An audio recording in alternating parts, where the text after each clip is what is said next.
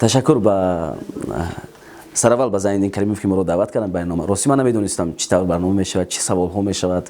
از برنامه گفتگو باور کنید من انتظار نبودم که در اینجا برنده اپی ما دلناز کریموف هستند. دلناز جان، من به نهایت خرسندم که شما این چیز رو تشکیل کردید.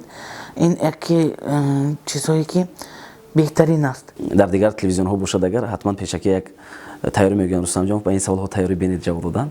بسیار به من پسند آمد که سوال ها غیر عادی بود. من از هر گوشه کنار زندگی من بود، فعالیت من بود.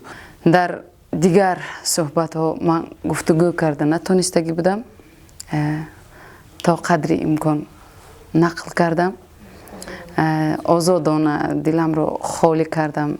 شد آزاد در یگان برنامه تلویزیونی گپ زده نمی شود.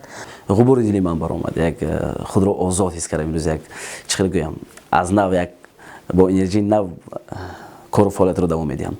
بگذار برنامه گفتگو عمرش دراز باشد و بیننده های بسیار بسیار داشته باشد.